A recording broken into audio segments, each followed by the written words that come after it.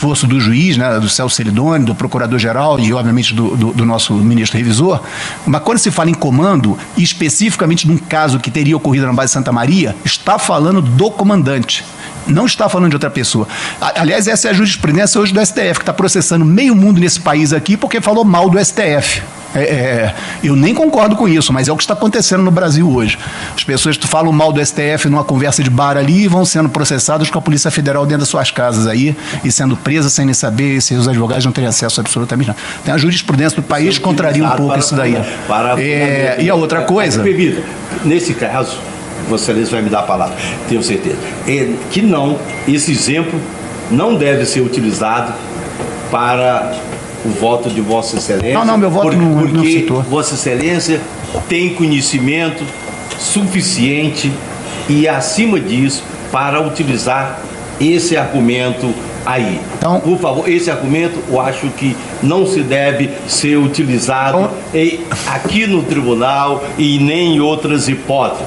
Como outros argumentos que foram utilizados em outras oportunidades para condenar, porque a pessoa tinha o poder hierárquico, portanto ele comandava aqui tudo. Então são coisas assim que servem em certos instantes, mas que eu recomendo e eu sugiro que Vossa Excelência não precisa disso. Não deve nem citá-lo, porque para fundamentar seu voto. Não está fundamentando meu voto. Vossa Excelência tem fundamentos melhores do que essa citação. O meu voto está excelente, eu estou bem consciente disso. Modéstia à parte. Não, o meu voto, o seu também está muito bom, só que eu discordo dele completamente. Enfim. Mas é um fato, né? A gente hoje está vendo aí uns absurdos aqui. Filho, retorna a palavra ao ministro relator, ministro Amaral. Obrigado, senhor presidente. Obrigado, ministro Coelho. Bom, só pequenas considerações, porque assim, o voto do ministro Coelho foi bastante completo e demonstra o valor do tal do escabinato, né? Assim, das visões diferentes sobre o mesmo problema. Obviamente que eu trago em mim todos os 46 anos de serviço aí. É engraçado assim, o problema psicológico só apareceu... Eu tenho um pouquinho mais de tempo. Não, mas serviço público não é serviço militar, ministro. Aí eu tenho que desculpar, aí só me desculpe, eu nem quis causar nenhuma ofensa com isso. Que esse é um ato eminentemente militar. Se eu fosse contar para o senhor quantas vezes eu fui transferido para onde eu não quis, e se eu fosse entrar na justiça, eu não tinha chegado onde cheguei. Aliás, quase todas as minhas transferências foi para onde eu não quis. Só isso. Tá, não foi isso que eu coloquei. Não tentei ofendê-lo, gostaria que o senhor me... Agora a palavra está comigo. A palavra está comigo e eu não busquei ofender o senhor. Gostaria que o senhor respeitasse, só isso. Eu só falei que o meu voto é baseado em 46 anos de serviço, e é só isso, mas não estou nem rebatendo o que o senhor está falando, não. Eu acho que o escabinato é bom e respeito, acho que o seu voto foi bastante profundo. Agora, o problema psicológico foi só após o IPM. O pai dele faleceu em 2021. A denúncia foi recebida em 4 de agosto de 20, então não deve ter influenciado o mau humor dele com a Força Aérea, né? Agora, que Deus o tenha. Tenho aí a minha solidariedade cristã. O juiz da vara federal fala em princípio de economicidade. Isso é uma invasão completa e uma inversão total de valores. Entendeu? Não tem esse tipo de análise, não está sob a competência de juiz federal se manifestar com relação à economicidade. Na verdade, ele foi transferido legalmente para outro lugar e se manifestou contra, e sem problema, procure a Justiça Federal. Agora, a gente utilizar como argumentação de que o juiz federal, assim, acho que fere totalmente aí fora do contexto, né? Lembro também que essa transferência foi liminar, né? E digo para o senhor, digo também para todos, a medida será revista. Obviamente, como tinha perigo mora aí, o perigo e a fumaça do bom direito, ou seja, pode ser que tenha alguma coisa errada, dá liminar, mas analisando o processo vai ver que foi totalmente legal. E é irrelevante para o caso, né? Se vai dar, se não vai dar, porque realmente o que não foi feito consideração sobre isso, foi feito consideração sobre crítica indevida ao ato de superior, que é o 166, não tem a ver com se vai ser confirmada ou não. Eu entendo o esforço do juiz, né, do Celso Celidoni, do procurador-geral e, obviamente, do nosso ministro revisor, mas quando se fala em comando, o fato de que ele estava só falando, ele não tinha vontade de criticar o ato do comando. Então, ele estava criticando o quê? No método de transferência, quando ele diz que o método é de peixada. Quando ele tem toda uma normatização que é utilizada. Eu só me desculpe, ele está realmente criticando o comandante. É assim, mas é como eu vejo, mas como eu disse, é muito rico o escabinato, vamos escutar aí as discussões e as pessoas formarem suas opiniões, nossos companheiros aí a respeito do tema. Muito obrigado. Obrigado, ministro Amaral. Passo a palavra ao ministro Joseli. Muito obrigado, senhor presidente, senhora ministra, senhores ministros. Eu gostaria de pontuar nesse momento, embora o mérito da questão é mais a crítica do que a própria transferência em si, mas é um momento muito oportuno para me trazer essa minha preocupação. Eu participei de uma comissão no Conselho Nacional de Justiça para nós ampliarmos a nossa competência para o direito administrativo e o direito militar. Foi uma discussão muito profunda que nós fizemos, 2 anos de debate sobre esse tema, e o ministro Lewandowski era o presidente do STF.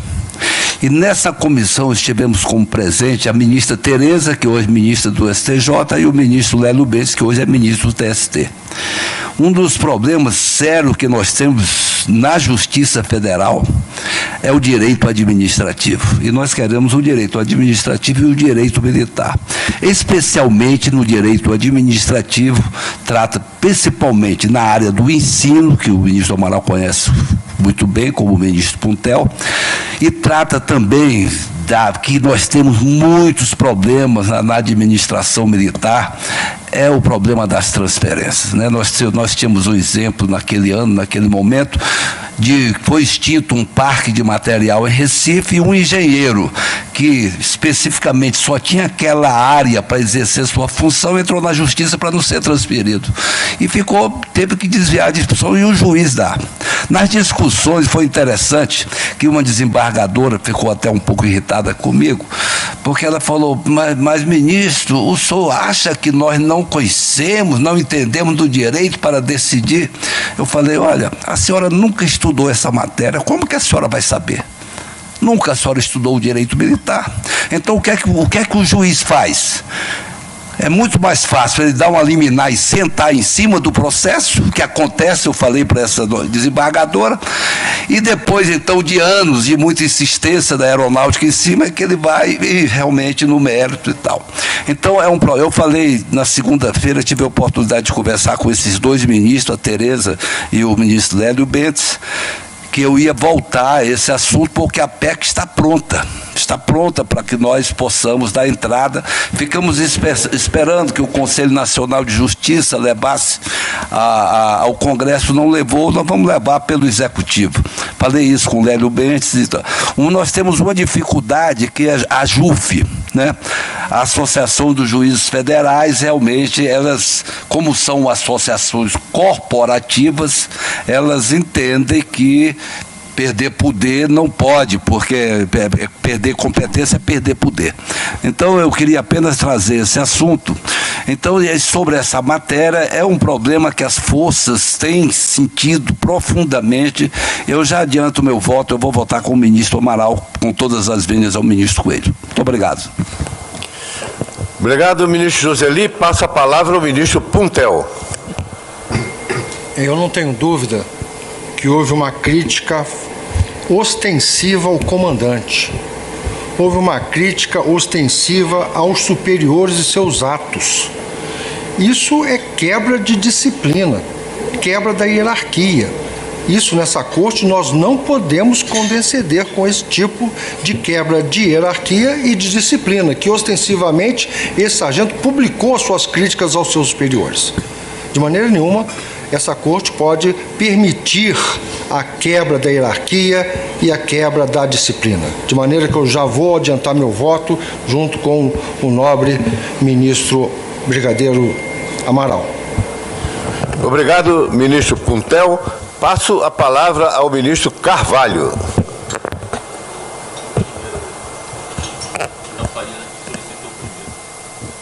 Ele está aqui depois do Aquino. Você, Aquino e ele. Desculpe. Senhor presidente, senhora Carvalho, ministra, pela senhores consideração. ministros.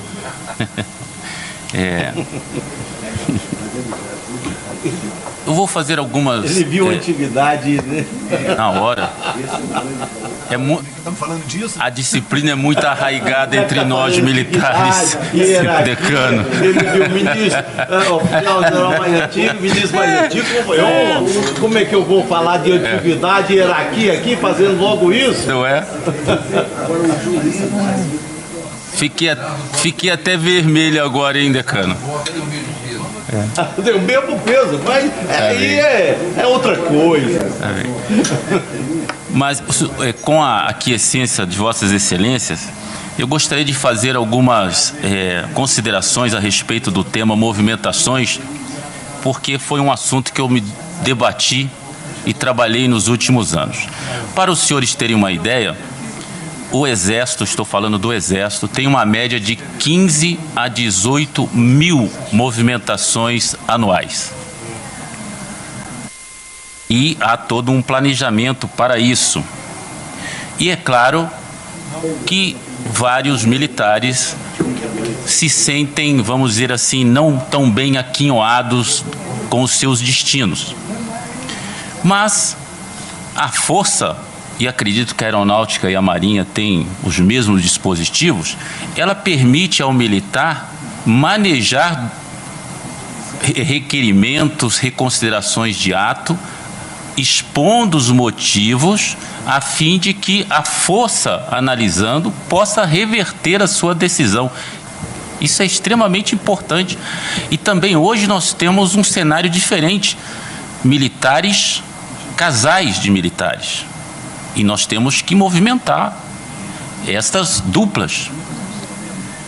Então, o militar aqui em questão, eu não sei se consta nos autos, mas o que eu percebi é que ele não manejou nenhum documento administrativo solicitando que fosse retificada a sua movimentação. Não vi. Então, é a primeira coisa que eu coloco aqui. O segundo, como bem adiantou aí o ministro Joseli, a Justiça Federal... Só uma pequena... Pois não, ministro. Pequena observação só. É que não era o plano original. O plano original, ele estava ficando lá. Aí mudou o comandante e aí o novo comandante mudou aquele plano, fez uma modificação do plano e o movimentou para Santa Maria. Surgiu uma necessidade de Santa Maria e tinham duas pessoas que atendiam. Ele era o mais antigo e tinha mais moderno. Então foi ele movimentado. Foi isso uma das alegações, até do juiz federal que utilizou quando concedeu a cautelar, foi exatamente, alegou isso, que tem ofendeu a antiguidade, porque movimentou o mais antigo em vez de ter movimentado o mais moderno. Então foi uma modificação no plano. Isso começou por causa dessa modificação.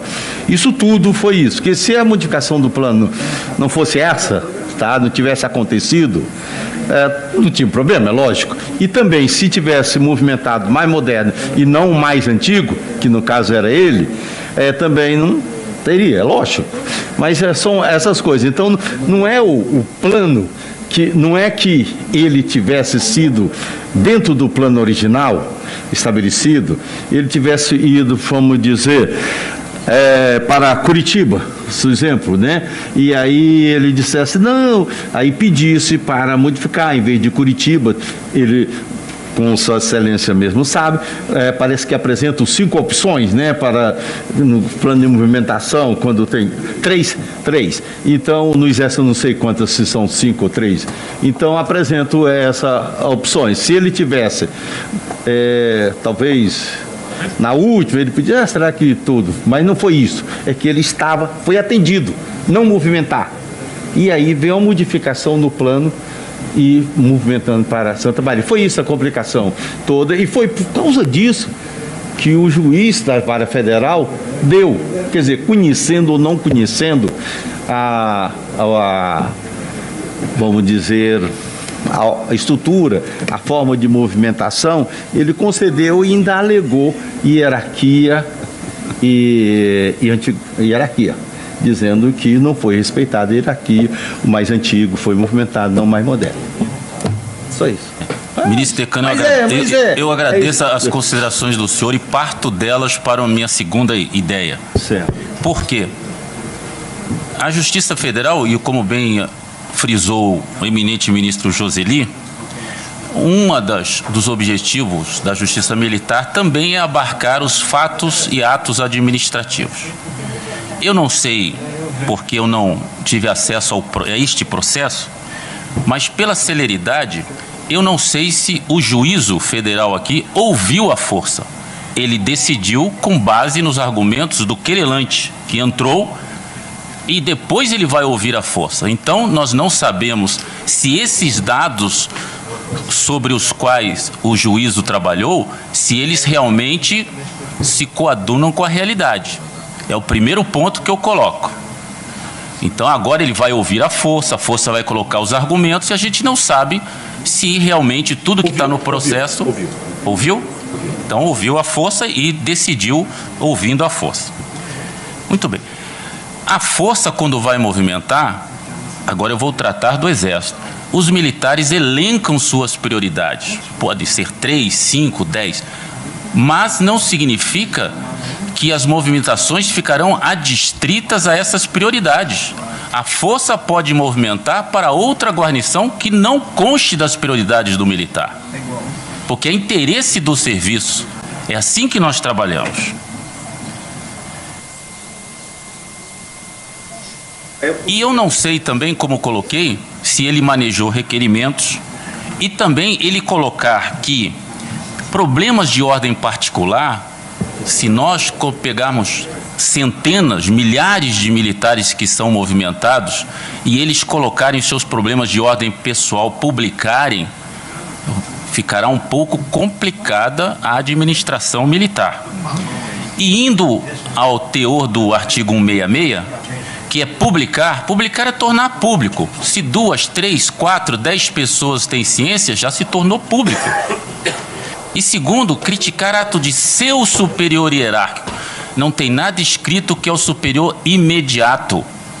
Seu superior hierárquico. Então, quem movimenta na Força Aérea Brasileira e alguém critica essa movimentação, ela está criticando um superior hierárquico. Então não é o comandante da OM, não é o comandante da subunidade, é o superior hierárquico. O comandante da força é um superior hierárquico. Quem o movimentou é um superior hierárquico. Se ele criticou, ele está criticando um ato de superior hierárquico. Eu não tenho dúvida sobre isso. Então essas considerações que eu queria colocar apenas para tentar contribuir um pouco com o debate. Muito obrigado, senhor presidente. Obrigado, ministro Carvalho. Passo a palavra ao ministro Aquino. Muito obrigado, senhor presidente. Eu busquei aqui, dentro do artigo que o nobre sargento foi condenado, né, no 166, e li, evidentemente, o artigo até o fim. Né? E chega no fim, ele diz assim: ou a qualquer resolução do governo. Ok. Então, o comandante-geral de pessoal, ele é um ente da administração do governo. E quando ele publica no Diário Oficial, lá, resolvo transferir por necessidade de serviço, ou ex officio, ou o que quer que seja, o fulano de tal, ele está fazendo uma resolução. E nesse caso, esse militar, ele criticou uma resolução que foi publicada no Diário Oficial, que provocou a movimentação dele. Então, eu acho que, assim, é uma coisa que não tem nomes diretos, tem funções. E cada função, evidentemente, tem um homem atrás que muda no dia a dia, em função das necessidades da administração militar. Né? Então, no caso, no meu entendimento, aí, né, tirando a motivação, movimentação ou não, ele houve, para mim, uma crítica a uma decisão tomada pelo gestor que tinha a responsabilidade de assim agir e que fez tudo legalmente dentro ou através de uma resolução publicada no Diário Oficial. Então, no meu particular entendimento, houve sim uma crítica direta a uma resolução tomada pela administração militar, o que cabe o apenamento que foi dado aí nesse caso específico. Seria essa a minha consideração mais objetiva. Muito obrigado, senhor presidente. Muito obrigado, ministro Aquino. Passo a palavra ao ministro Farias. Muito obrigado, senhor presidente, senhores ministros. falando por último, tem vantagens e desvantagens, né? Uma das desvantagens é que praticamente já esgotaram os argumentos que a gente gostaria. E a outra é a vantagem que nós aprendemos já mais um pouco. Praticamente as minhas colocações já foram trazidas pelos meus antecessores aqui ao microfone. A experiência, especialmente do ministro Carvalho, que está chegando do DGP, e a nossa experiência, eu tive a oportunidade de conviver 2 anos com o nosso ministro-presidente no DGP também. Tá? Então, nós somos, de alguma forma, conhecedores dessa problemática das transferências. Nós vivemos intensamente as transferências. O que eu lembro, algumas coisas da nossa profissão, é que quando a gente escolhe a carreira das armas, a carreira militar, a gente sabe que nós vamos nos ajustar às regras da instituição. A hora que nós abraçamos é como qualquer profissão. O jogador de futebol que não quer se concentrar, não vai ser jogador de futebol, vai ter concentração na vida dele, vai ter isso, não tem dúvida. O médico vai tirar plantão, não tem dúvida, né? A movimentação faz parte da nossa carreira. E por que nós temos que nos movimentar? Necessariamente nós temos que ter conhecimento do território nacional, nós temos que ter vivência nacional. Isso é a necessidade. A gente vem, o efetivo militar vem de todas as partes do Brasil. Então não adianta nós queremos ficar naquela região que nos interessa, não é bem assim a nossa carreira. A nossa carreira é conhecimento do território nacional, adequação às particularidades da população, da nossa gente. E isso é que nos dá condições de conduzirmos em qualquer espaço territorial brasileiro a nossa condição de comandante. Nós temos essa vivência para isso. Eu lembro alguns aspectos do nosso tempo de DGP, uma delas era o nosso chefe dizendo para mim, né, que o que Deus uniu, o homem não pode e não deve separar. Então, se o oficial ou o sargento está indo para algum lugar, a esposa é temporária ou não, você arranja uma maneira mais de colocar a esposa perto do marido. Não vamos separar a família desnecessariamente, né? A outra experiência que nós tivemos também, que eu trago para os senhores, tá, desses interesses pessoais que a Força não pode atender naturalmente, é que na minha época, não sei depois, ministro Carvalho, a guarnição mais insalubre do Brasil para o Exército era, na época, Juiz de Fora. Mas como Juiz de Fora era mais insalubre? Era mais insalubre. Porque todo mundo que ia para Juiz de Fora, quando ia ser movimentado, estava doente, não podia sair de Juiz de Fora. Não tinha como movimentar de lá, pô. Arranjava lá, ou era o filho que estava doente, ou era a sogra que ia morar com ele que estava doente. E nós tínhamos, inclusive, um excesso de contingente em Juiz de Fora. Por quê? Porque outros militares que tinham direito, que tinham passado 3, 4 anos na fronteira, escolhiam Juiz de Fora. Juiz de Fora tem algumas qualidades, assim, em termos de vida, né? Perto do Rio de Janeiro, tem colégio militar, tem PNR, então é muito procurado. E essas pessoas não queriam sair de lá.